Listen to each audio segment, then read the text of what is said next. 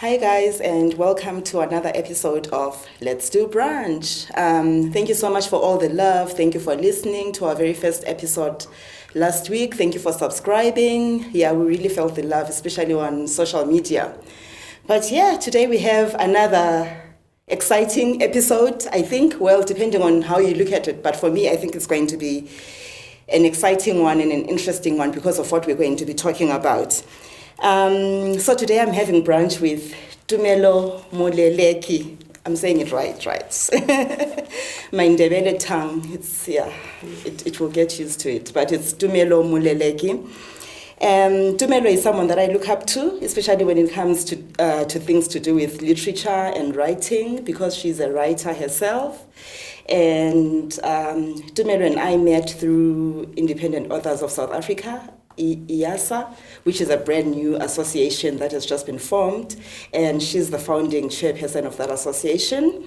And just to read a bit of her bio, so she's an IT consultant who happens to be a voracious reader and an enthusiastic writer. She has published 6 fictional titles, you can see some of them here, and 2 non-fiction titles which talk about share trading and investment lingo. So that part got me excited. I was like, okay, we have to bring her back to talk about investments. And then the other non-fiction book is called Senyete Sachelete, and it is narrated in Sesotho. It is her aim and wish to not only improve the culture of reading, but to enrich the lives of those who read her words.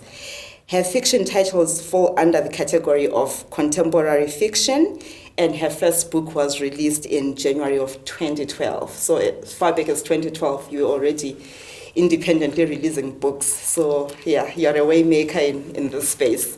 But welcome, Tumelo. Thank you, Zui. Thank you for having me. It's really good to have you here, and I'm excited. I'm excited too. Yeah, and what an emotional week it has been this week. Yeah, with everything happening with gender-based violence and the murders. We've been crying. I mean, okay, so I think as women we've been crying for years, but this week probably, if someone were to collect all our tears, they'd probably, maybe fill a sea. If there was ever an empty space that's big enough to be a sea. Yeah. Because we've been really hurt by, everything that's happening, and, for the xenophobic violence to also, add to the mix. Yeah. Sort of taking some of the attention, even away from the the struggle that we've been having with safety and it's been quite an emotional weekend. It's quite heartbreaking just seeing everything that's happening, and you almost wonder if you should be able to say to someone, stay safe, because how do they stay safe if they're not even going to be safe in a post office? I mean, it's crazy. That was like the craziest thing, because I was thinking, when you go to any public space, you tell yourself that, number one, if it's a service provision public space, you tell yourself that you are reasonably safe there. Yeah. You know that there's an element of danger to you as a woman. It's generally how we have conscientized ourselves to know that just because a place feels safe doesn't mean it's for us. It's necessarily safe. Yeah. So, to think that you could just leave your house with a collection slip to go to the post office, get there, request your thing, find that, okay, you have to pay, because you don't always know if you're going to have to pay or not. And the post office is going to ask you for cash. Yeah. You can't swipe, so now you have to go and get cash. Yeah. And someone says, oh, well, you, I guess, arrived 30 minutes before we're going to close. If you won't be here, within 30 minutes, then we'll probably be closed. But hey, I'll do you a favor, I'll stay 10 minutes more, I'll stay an hour more for you, because I understand, that this is a situation that, was kind of like unexpected for you. So you tell yourself that this is a trusted employee, because, I mean, why else would the government or whoever represents... Why would they have employed the person? Have employed them without doing the due diligence. Yeah. So to find out that, someone can use such a space... to perpetuate violence against women. What concerns me, and it's something that I've seen happening since, I guess, I was aware that we're celebrating August number one as Women's Month. You know, it starts with a friend of mine that was married the year before. It was around 2008. My friend got married. December 2008, my friend got married, right? So in 2009, August the 9th, that public holiday, that was the time that I said, okay, I can come visit you because, you know, it's difficult for me to come and visit you anytime. Sometimes on the weekend she's got plans, like she's, you know, a new mother and a new wife. So we arranged that we were gonna see each other that day. And I rock up to her house.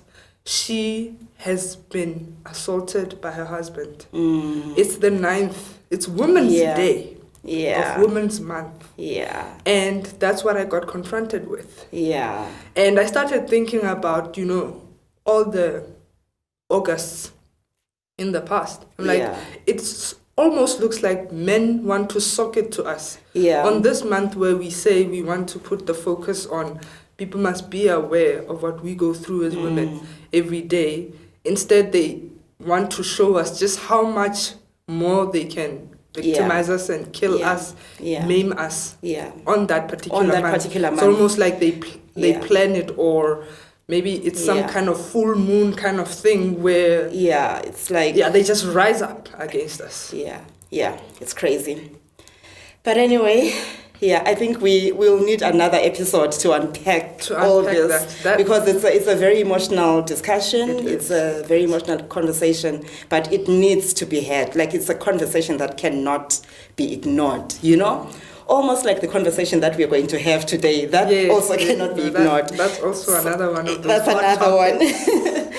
So today we are talking all things black tax, anything to do with black tax. And our conversation is based on the book Black Tax. It's a brand new book. Both Tumelo and I have read it. It's Black Tax, Burden or Ubuntu, edited by Nick Mhlongo. And it features essays from a number of South African and non-South African writers as well. But most of our favorites we are actually very proud that we have some IASA members that's I saw that and I was like, oh, this is really cool. Like, you know, I mean, from being ostracized or being othered to being included in a mainstream. This is like mainstream because this is Nick Mhlongo. This is like proper mainstream. So it's quite exciting. Hey, names like Dudubusani Dube, one of our members, Sunya T, one of our members, and then other authors as well. Fred Khumalo, Mohale Mashiko, Thandupolo Jiga, Sfiso Mzobe, Lucas Lidwaba, and many others. So it's quite an exciting collection of essays. And as the title says, Black Tax, Burden or Ubuntu. What do you think? Okay, so, you know, I mean, yesterday I actually sat down and thought, if I were invited as part of that collection, for example, and I had to write, you know, an essay about black tax, what would I say? Because for me, there's so much, and there's also the difference with the way we look at black tax or how we relate to black tax as you know, different people with different backgrounds. You know, I mean, black tax can manifest itself in your life, you know, as basically you starting a homeless shelter, you know, and taking care of these enfranchised black people who basically find themselves homeless, or black children, or whatever the case may be, or rescuing the abductees, you know, and giving them a place of hope. Because that is, you know, a form of taxation on your resources, because it's time resources, it's emotional resource, it's financial resources. And at the end of the day, you know, we don't have trees to pick money from, so it means it's your own money from your pocket, where you have to dig deep to get that. I'll read a little bit of what I wrote in connection with myself. If I think about, you know, what I would say black tax is. So I went something like this. Black tax is when you have to pay for the choices of others. Your mother decides to have your sister, then you, then your brother, and your other brother. Now, you might say that she didn't know that, you know, sex was the cause of babies before she had my sister. But to have me, my brother, and my other brother was not a consequence of ignorance. She knew what she was doing. Yeah. Right. To her, perhaps we were like retirement investments. You know, but in this case, it's like she's someone in a high risk appetite. The kind of investment is risky and long term. Cashing in early can make or break you. But in terms of her investments, she didn't have a definite time horizon, more like a speculative term. Because of the risk associated with this investment, the rewards have the potential to be very fulfilling. But like all risky investments, the chances of losing your invested capital are high and can be unexpected. Should this loss occur, it can vary from mild to abysmal. Wow. Okay, so you just made me feel guilty. Because I've got 2 kids, I've got 2 boys, and they love sport. Yes. And I always say about the older one, Jaden, because he's hinted before that he would want to become a professional soccer player. Yes. And I've said, okay, that's my retirement plan. So already I'm planning his black tax way in advance. He doesn't even realize that I'm like, oh, okay, that's like my retirement investment, you know. But, you know, so what you just read, I want to relate it to something in the book, like when you read the very first essay by Dudubusani Dube. Yes. And she's talking about how when she goes back home and she has to give her mother a lift together with her mother's friends, you know? Yes. Everybody feels entitled to catching a lift with her. That's one part. But then the other part, she talks about her father's history. Because you are saying, so parents make these choices, right? Yes. But when she was talking about her father's history, I realized that there's so much more that is not a choice. Because she's talking about how her father started working when he was 10 years old. You know, so already he was paying black tax as young as 10 years old. And I thought about the conversation that I recently had with my own father when he was telling me how as a child he would spend a whole year working at like maybe at a farm or wherever, so that they could afford, he could go to school. And eventually it was obviously a losing battle, so he never went that far with school until later on when he could pay for himself. You know what I mean? So it's like, do we judge our parents too harshly when it comes to black tax? Well, not really. I mean, choices are a part of life. To say choices doesn't necessarily mean, I mean, every moment of our lives we're making choices. Yeah. You make the choice to go somewhere or not to go somewhere. Yeah. To you know, even breathing, you know, to decide to hold your breath or to just keep breathing. We're making those choices. Just because a choice, you know, is or can bring unwanted consequences or is made in ignorance does not make it less of a choice, right? Yeah. So in Dudu's father's case, for example, he made a choice that was brought on maybe by coercion or by the situation that was happening, that he needs to work. He needs to work. Yeah. So he can choose to say no, right? Yeah. But that choice is less favorable. He can say no.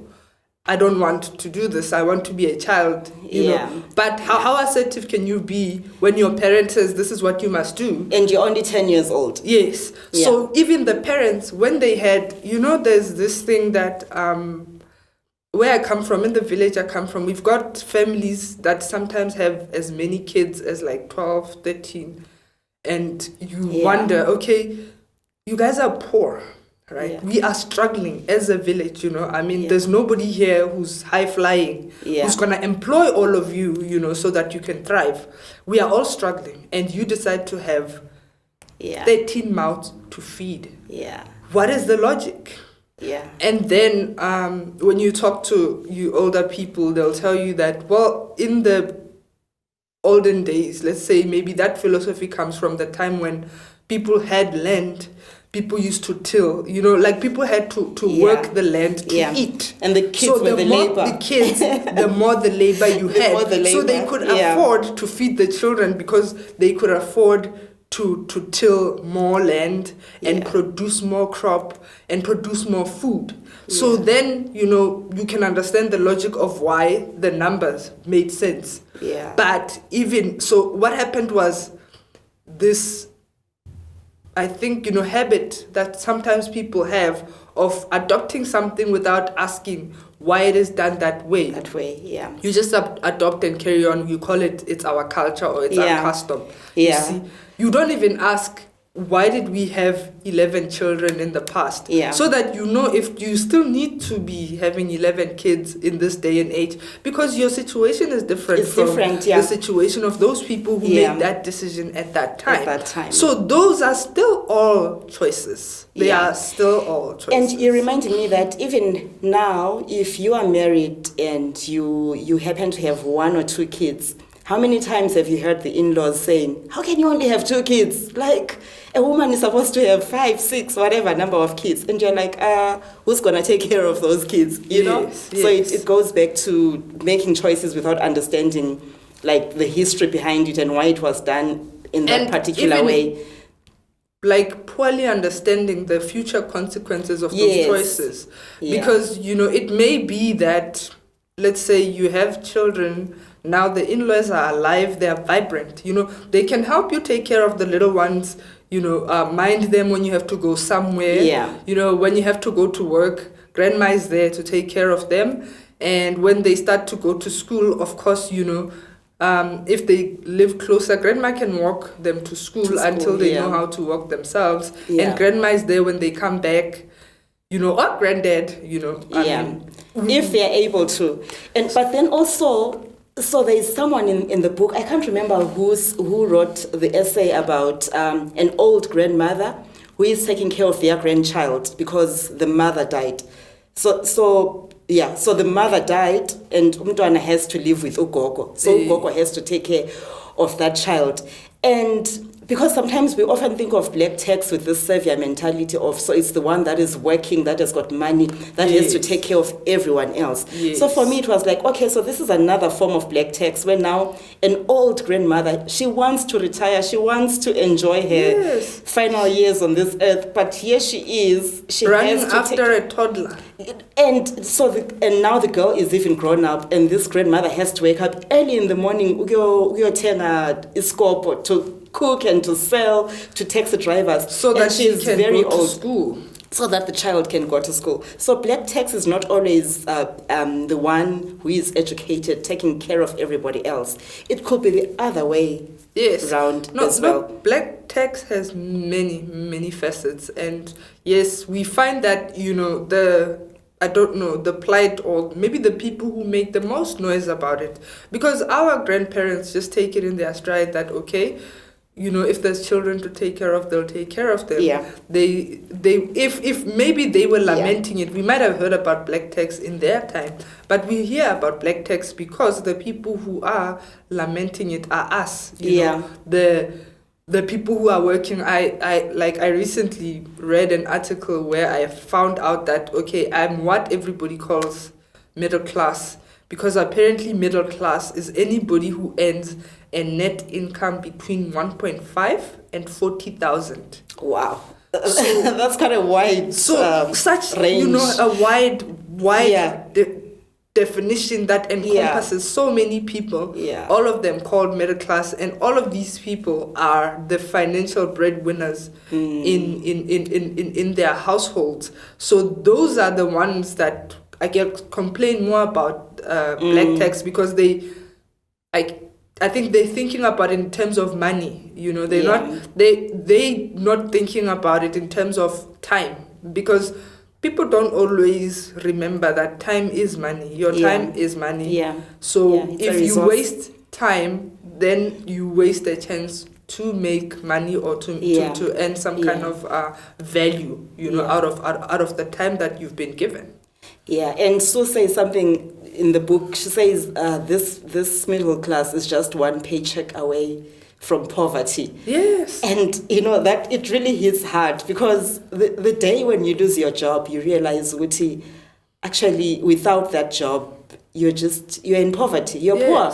Because we don't save enough, and the system doesn't allow us to save enough. We've got black tax, we've got a history of poverty in our families, in our bloodlines. So at what point do you get out of this cycle? Like, how do you break the cycle? Someone actually said in the book that the cycle is never going to be broken.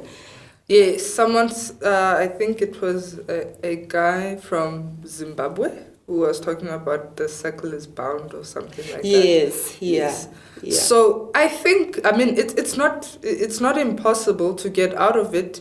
For us as a country, the crisis here is that none of us saw the importance of financial, literacy. So meaning that white people brought this concept and told us this is how money works, and we accepted the minimum information that they gave us. So we have a poor relationship with money because of that. Yeah. And to thrive or to make money, you have to understand the rules about money. If you don't understand the rules about money, you could be the biggest or the most paid person, but you can still die poor because you don't understand the economics of money. Yeah. For us, as a country, we need to go on a campaign to literate, if I can, invent a word, to create literacy around finances. That it's not just about knowing that if I have 50 rand and the bread costs 20 rand, that I'm expecting 30 rands back. Yeah. That's not knowing about money. It's knowing how money can multiply itself. Yeah. It's knowing how money can...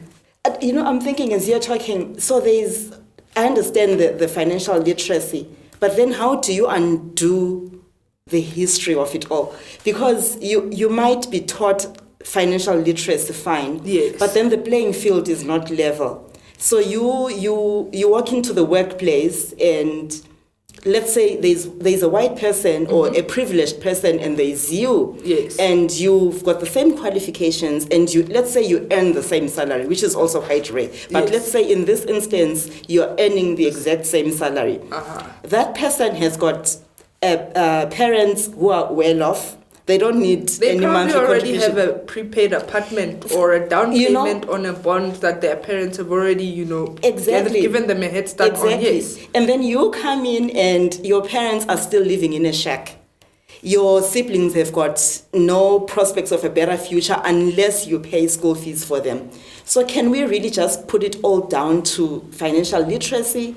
Or maybe there's other things that need to be unpacked and other things from the past that need to be undone? I think we can put it to financial literacy, because when you apply financial literacy in your life, or when you understand the economies of money, you will know that to save today will lighten the load later. So then you'll be able to make your family or whoever has to depend on you understand that the tough times are probably not going to be alleviated immediately. They'll go piecemeal as the time goes. Yeah. And so that means that with that salary of yours that has more obligations than the salary of your counterpart who doesn't have any such obligations, you have to be strict about a portion of your salary that you are going to save, because the trick or how you open the door to better financial opportunities is having lump sum amounts. Yeah. If you've got 100 rand, it's not going to get you anywhere. But if you've got 50,000 or $1 million, all of a sudden you can invest in things that can give you more money than that. But it could take you 5 to 10 years to get there, right? Yeah. But if you're diligent, you say, yes, we are struggling. Yes, we don't have bread now. So it means maybe even sometimes we have to go to the neighbors and ask for that milli meal, that cup of milli meal just to eat. But you know that you are being strict every month.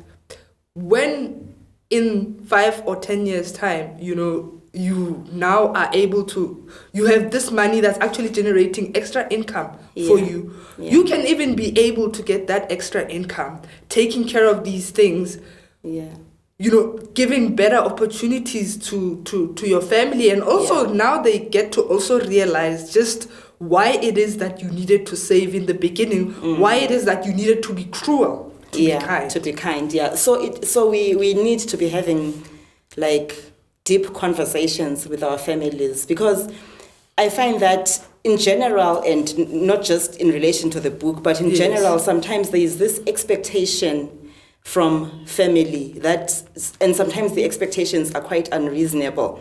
So you'll find that maybe somebody is working and they're already struggling and they are taking care of the family, and there's someone in the family who believes that they should have a DSTV subscription every month. Mm-hmm. So those deep conversations of, I can buy you bread, but I can't pay for DSTV. Exactly. I can buy you shoes, but they are not going to be Cavella or Nike, or I'm gonna buy you functional shoes so you have something to wear, when you have to go to school or wherever it is that you need to go. But you must take care of them as well.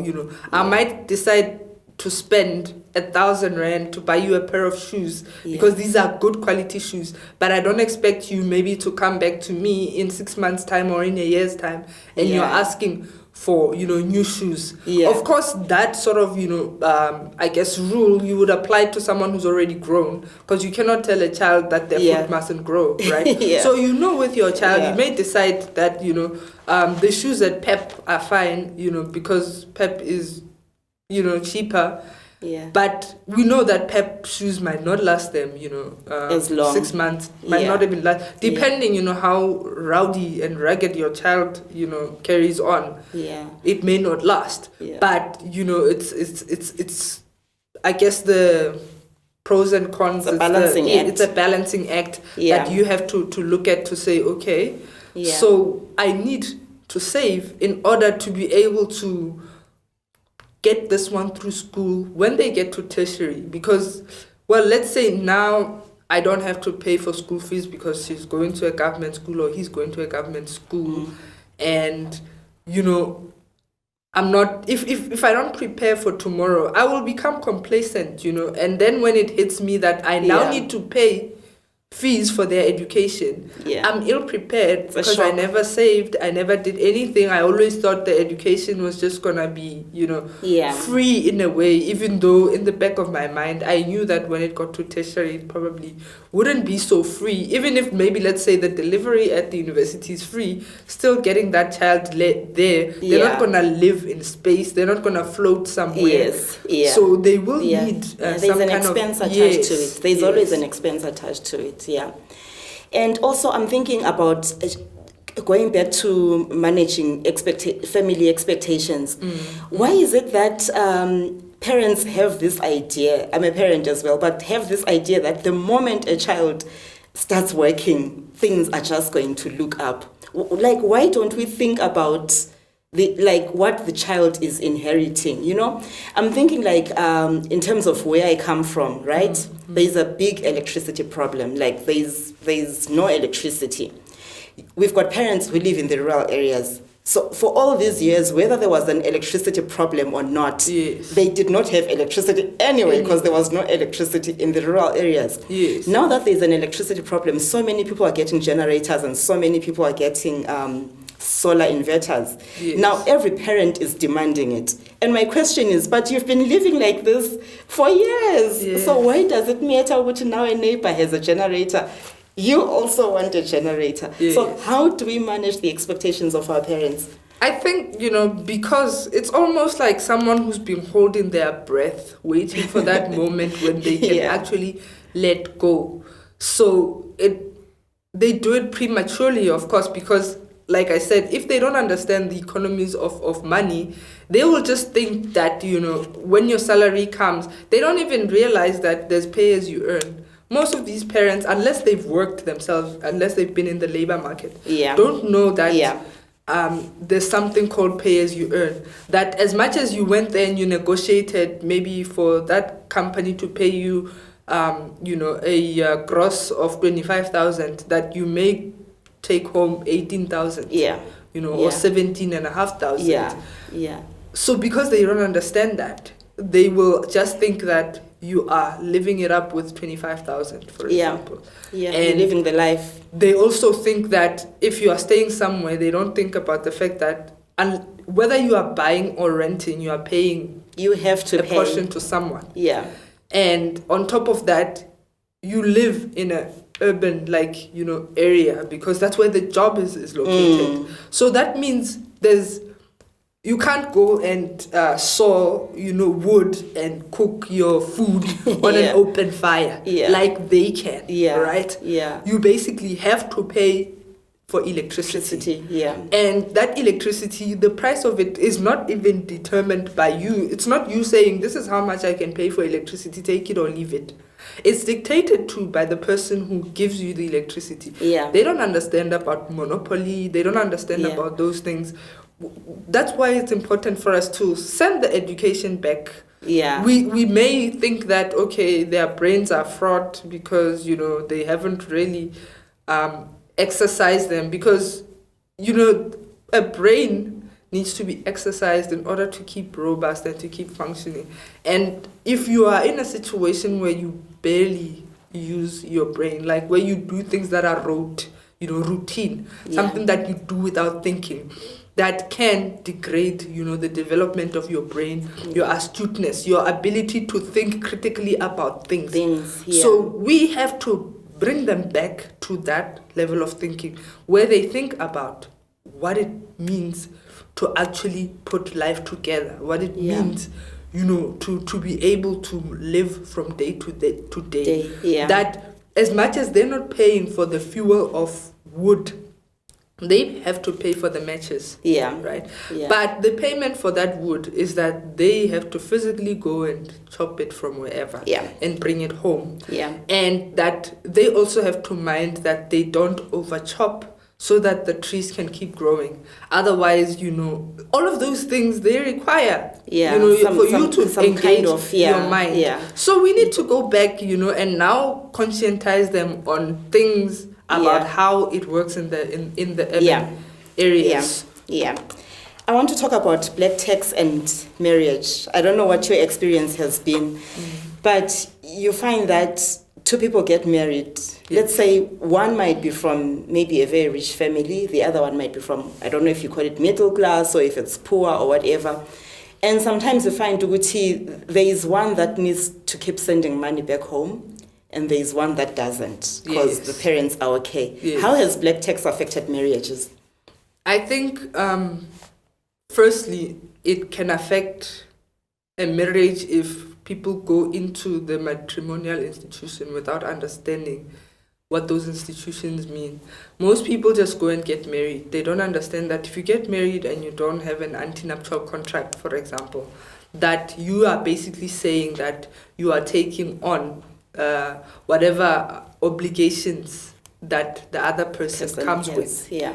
So in terms of, let's say, this situation where you have the one who's well off and has parents that are doing okay, that don't need any kind of maintenance, and they marry the other person, right? So that person, depending on how well they understand, the consequences of a matrimonial regime, will either come and say, I want an nuptial contract, because they know they don't want their own finances attached to your obligations that you're coming with. Or they are clueless, they don't know. So let's say in this case, they don't know. So they go in, you guys are automatically married in community of property. And now you are, sending money, and you're asking them, to contribute, to the money that goes to your family, or you're sending more because you're saying, well, you work, you don't have to maintain your parents. So I can send a bigger portion and you can take care of us. And now it starts a financial, situation in your marriage. Because now this person is resentful of the fact that they have to take the bigger burden in the family in order for you to, to fulfill your own obligations with your family back home. And so I'm thinking about this whole concept of Ubuntu. Even the book is called Black Tax Burden or Ubuntu. I think it's almost like the Ubuntu dictates that you have to take care of your parents and you have to take care of your in-laws. And I think that also brings resentment, because like you're saying, sometimes it's, the scales are not balanced. There's one family that needs more and there's another family that needs less. So if I'm seen to be sending, let's say my family is the family that needs more than the other one. And I'm seen to be sending more to my family than to the other family. How that is received can also be a problem in the marriage, because it's like, oh, so you're favoring your own people, but my people are getting way less. Why do we need to send money to your people anyway? Yes. So how do you balance black tax and Ubuntu, or rather, how do you balance Ubuntu and all these anti-nuptial contracts? Because in-laws don't care that you guys, between the two of you, signed some contract. Yes. To them, they need to be taken care of, and they need to be taken care of. How do you balance that? I think, we have to make sure that at least, people understand what the consequences of anything mean. For example, if the family has a little bit more understanding about financial, management and all of that, they'll be able to understand why it is that they can do it less, but your family cannot. Yeah. Because, there's the haves and the have-nots. Yeah. It's not easy, though, to explain it. It's simply not. I think it's not easy because of the fact that we lack so much that understanding. I mean, if we were, let's say, in an ideal situation where this understanding was commonplace, people understood what the different consequences of having little or having more were, then people would stop comparing. Yeah. And we also have this greed that people deal with. Some people are greedy to a point where they would rather have something, and like someone would rather have, I guess, loads of money, that's sitting and not doing anything, and watch other people go hungry, and suffer because, they enjoy this idea of having all this money, and money is actually useless if you have it, but it's not fulfilling its mission. Yeah. If money isn't there to take care of people, then it's just pieces of paper. It's just pieces of paper. Yeah. And if you die today with all that money that you have, guess what? It's not going to follow you to heaven and buy you a seat and on the right hand side of God, or the left hand side. Yeah. If you are going to hell, let's say, if that's your belief system, you're going to hell anyway. With or without the money. With or without the money. Yeah. So the other thing that I want us to talk about is how black tax affects our relationships and families with our siblings. Yes. So I don't know if you've ever heard of this term, umnikazi wempuphu, like the one who owns the meal in the family. Well, I haven't heard of it, but I think I can already infer what the meaning is. Exactly, right? Yes. It's, the one who owns things, who runs things in the home, because you're the one with money, you're the one that takes care of the family. So basically, you're the one that's buying the meal in this house. You're the breadwinner. I would say umnikazi wempuphu is the breadwinner. Yes. Right?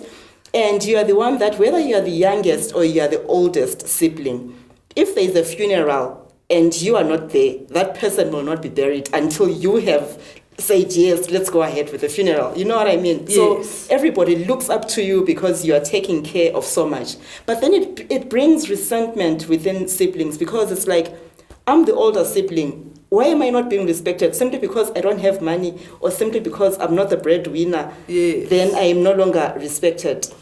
What's your take on that? Yes, I think, it's because of the fact that people have prized, I guess, money so much that it's gone to that. But I mean, what can they do? Money is what feeds us. It's what keeps us clothed and sheltered, and, basically it's what makes life less of a drudgery than if we had to go through life hungry and dealing with hunger pains, right? Yeah. So now, the family does not want to offend the breadwinner, right? Because, I mean, if you get the breadwinner upset with you, what's to stop them from stopping everything? Yes. Yeah. So the family is going to say, well, I mean, we realize, that we basically are treating Zui unfairly. We are making her feel small. Yeah. Because, Tumelo, her younger sister, is the one, that basically carries the purse strings around here. So we need to, I don't want to use like a negative term, but basically we need to endear ourselves to Tumelo more than we do Zui, because if Zui decides to leave home, if Zui decides not to have anything to do with us, we'll still be okay because Tumelo is there taking care of us. We can eat, we have, we are warm and all of that. Now we make Tumelo upset, she walks away, and there's no food on the table, and Zui is there also, not doing anything. We are gonna look at her and be like, you are even the reason, Tumelo is not here, because we were trying to pander to your feelings, we were trying to stroke your ego. But yes, Zui does not like the fact that, in terms of the family hierarchy anyway, when we were growing up, that is how we were socialized, that the older one, must be respected by the younger ones. When you're younger, you defer to your older person. So then the older person also expects you, after being emancipated, to still defer to them. And who wants to do the work and earn the money and then give over the decision to someone else how that money should be spent? Exactly. Nobody wants that. No one wants that. It reminds me of a funny video clip that I recently saw on social media. So this kid, so the grandmother receives the social grant because of this child. So this child says to the uncle, I'm the breadwinner because the social grant is coming because of me. So the little boy has become, umnikazi wempuphu in that family. But anyway, the other thing that I wanted us to talk about is someone sent me a voice note. Unfortunately, we won't be able to play it. But someone called Will, she's on Twitter, she sent me a voice note. And one of the things that she was saying was that, so black tax is when you are obligated to take care of your family. It's not out of love. It's not because you feel so strongly about them, but it's like an obligation. You just have to do it because you know that if you don't do it, things will go terribly wrong. And then she was also saying, Uguti, Ubuntu, on the other hand, is you, because you love your mother so much. You're like, oh, I have to take care of my mother. And you're doing it out of love. Is that your take of black tax versus Ubuntu? I think that's 100% how I take black tax. For example, with me personally, I say taking care of my mother is not black tax. But taking care of my mother's children is black tax. So that's how I see it. And in taking care of my mother, I inadvertently have to take care of the children that live with her. So those ones who are not doing well, who are not able to be on their own, will become the black tax that comes with the Ubuntu that I'm doing, because for me, the cycle of life is that, yes, you remember with that analogy I was saying that it's an investment for the parent, the mom having the children so that later they have someone to take care of them. They took care of you until you could take care of yourself. And it should not be immediate that you have to take care of your parents, right? Because let's say, in an ideal situation, a parent is a parent from maybe, let's say, the age of 23 or to 25, right? So by the time your child is as an adult, you are in your 40s. You are still very much vital, you're still working. And then you're living, you are able to take care of yourself. It's only when you get maybe to the age of 65 or 70 that you'll actually start needing, to be taken care of financially because you're not working anymore, you're not getting a constant income. You're living off of your pension, depending on how well while you are working. Did you save for retirement? So if you saved well for retirement, your child's care might be more, emotional and physical than it would be financial. But you'd still be taking care of your parent, so even that time that you have to spend with them away from whatever you might want to do, you're not going to feel that you are sacrificing anything. But when you have to take care of your siblings, it's something you have to do. It's immediate because they need food then. If this one needs to go to university or needs to go to high school or needs school uniform, it's very much immediate. That's why it becomes, because now you inherit an obligation from the time you start working, whereas if it was just a consequence of your parent, you would have had the time between your thing to get your life together, to save, that by the time they are 70, you are well off, you are okay, Yeah. even emotionally you don't begrudge anyone. Yeah. So one of the things that Will said in her clip was that so black tax, whatever you want to call it, is not something that is unique to one country. But in her experience, it's something that is affecting black people all over the world. And I was thinking about it as well when I was reading the book, because obviously most of the writers are South African. Yes. So obviously they are writing about their lived experiences as South Africans.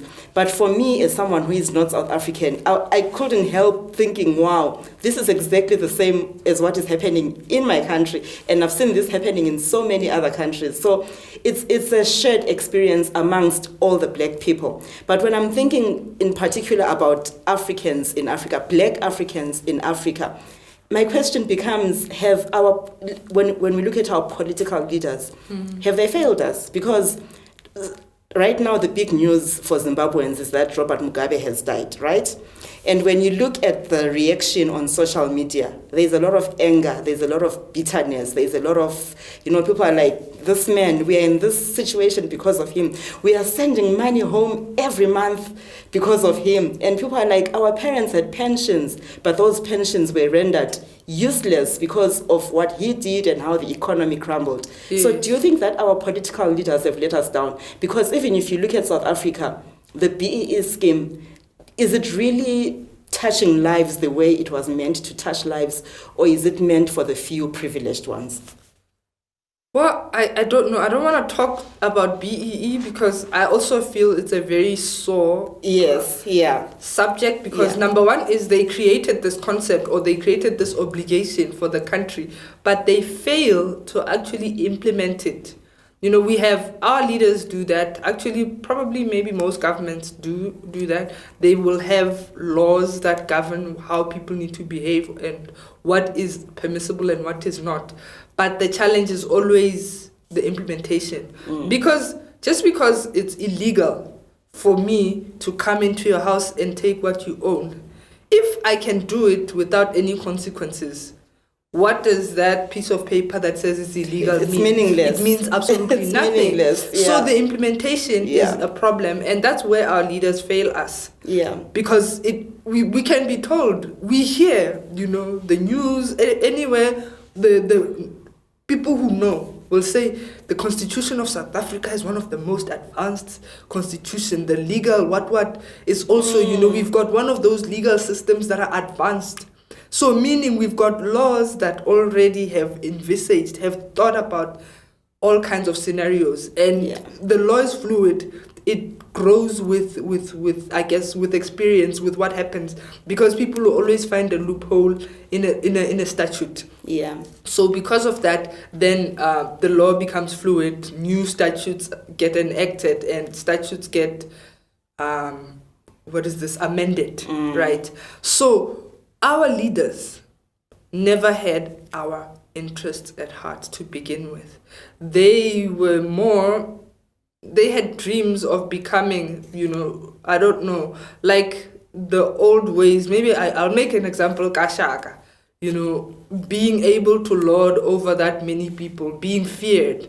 They were more about power and control, more than they were about preserving. Like it's a foolish and a short-sighted thing, because what matters to have power if eventually the people you have power over will demise? Because if you're not taking care of the people you are lording over, when they are not there, who are you having power over? Exactly. They don't think about that. Yeah. So the only reason, I guess, that they keep doing it and it's having little consequences is because as human beings we have this survival instinct that's innate in us. So if we're not surviving in this environment, we will find another environment where we think maybe our chances of survival are better. So that means even if your leader is failing you, you'll still find a way to eat, find a way to breathe and to live, and you'll still multiply. You'll still have children, they'll have children and all of that. So then the consequences of what they do it's never gonna be, a jarring thing where they see that, hey, my people are all gone now. Yeah.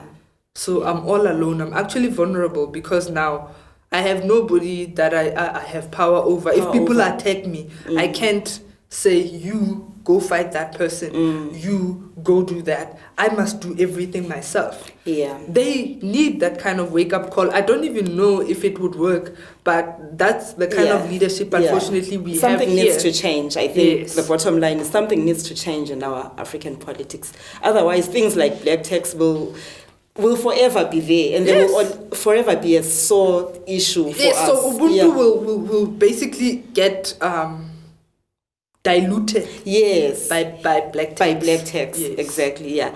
And also related to that, Sue Nyati in the book talks about the extended family. Yes. I think all of us have an experience growing up as kids of either growing up in someone else's home or having so many people coming to live with us as part of the extended family. And again, the cycle continues. Now as adults, we find ourselves having to take care of our parents, of our siblings, and cousins of cousins and uncles. And we keep getting reminded that, remember when you were growing up, these people did this for us. Remember when we were growing up, this one time we didn't have school fees for you and that auntie helped you. At what point does it stop? I don't think it will. Well, that sort of, it's like the way, it's almost like the structure or the components of what makes a black family. We are, I don't know, should I call it communal? Yeah. We basically, black families are not content to be isolated, or basically if you have a family of 5 children, those children aren't going to go off and they might live their life separate from you, but they still want the connection. So they'll still come back home to come and socialize with their brothers and sisters' families and the parents and the grandparents and the cousins and the one. It's the nature of how we are. Yeah. So we are not like white people, you know, who choose, I guess, you know. I mean, I understand that you can have a homeless brother or sister as a white person, and it means absolutely nothing to you because you are fine. They are okay. A black person isn't going to drive down the street, see their brother begging on the street and ignore. It's not in us. It's not going to happen. Yeah. Okay.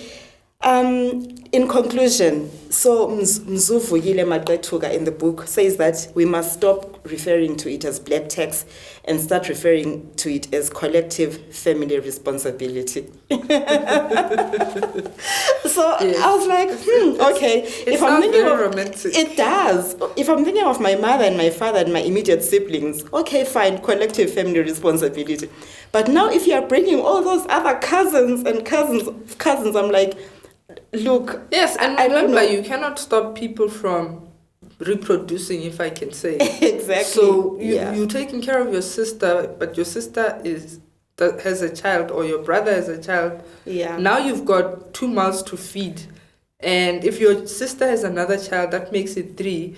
Down the line, while you're still taking care of them, your sister becomes a grandmother. And if that child who now has a child is still in a bad position. It continues, yeah. And I think even in the beginning of the book, when Dudu was giving the example of the 2 sisters, Lindile, and I can't remember what the other name was, how the one sister lives at home with her kids and the other sister lives by herself, but she's taking care of the family. So the one that has money resents this one that has got her kids at home, because she's saying, I have to take care of you and take care of your kids. Like I need to have my own life. And then this one that's living at home is also like, oh, this one, she thinks she's got money. Now she thinks she can tell us what to do. But well, I'm taking care of your kids. So it's crazy. I think, yes, we are in the situation that we are in. We need to accept it, not fight it. You know, let's not fight black tax, but let's remember also that we have the choice. You know, you have the choice to say no, and you also have the choice to manage. You can say, okay, mama, this is what I'm going to contribute toward the household. How you guys, manage with that. It's going to be up to you what sacrifices you have to make.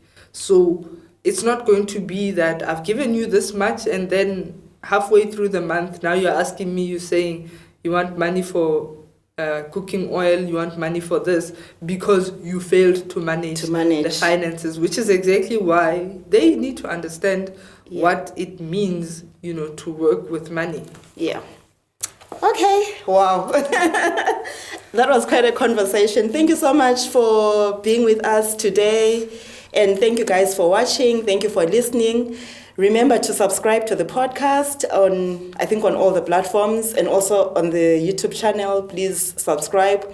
And if there are commercials as you're watching, watch the commercials, guys. Don't skip over them. It's very important. The producer told me to say that. It's not coming from me. But make sure that you do that.